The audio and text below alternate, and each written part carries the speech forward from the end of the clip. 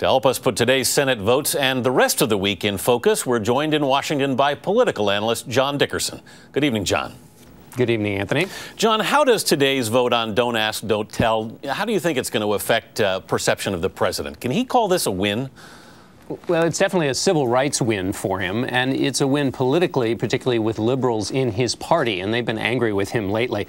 They were angry with him on this issue in particular because they felt like he wasn't pushing hard enough, but the White House view is that the president's calm, deliberate pressure was what worked. He wanted the military to issue its report first. That would allow Congress to feel comfortable, so the White House is feeling like that strategy worked this time. Earlier in the week, the president signed an extension of the Bush-era tax cuts.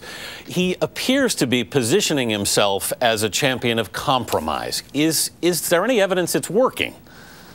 In this case, he put together an agreement with Republicans, said he wanted Congress to come along, and they did. So in this case, it works. But one of the reasons it worked is because they decided to forget about the budget deficit, and they won't be able to do that next year. That will make a lot of the deals much harder because they'll have to find a way to pay for them, and that will make the kind of agreements that happened this time much, much harder. But is it a re-election strategy, do you think, John?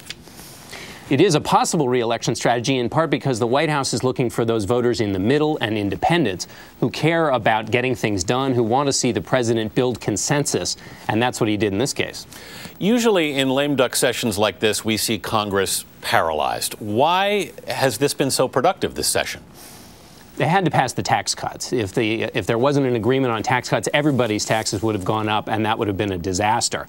And also, you had some things Democrats wanted to bring up that actually had bipartisan support, like Don't Ask, Don't Tell. And finally, also, we're pretty far away from the next election, so that makes politicians a little bit less nervous about the verdict from the voters. Now, all of that may give some momentum to the last remaining issues that'll be brought up next week. The START treaty looks like it might have a shot to go through, and then there's the bill that has to do with 9/11 first responders. That looks like it might have a more difficult time, but there's a little glimmer of hope that even that might make it through. All right. John Dickerson in Washington. Thanks. Thanks, Anthony.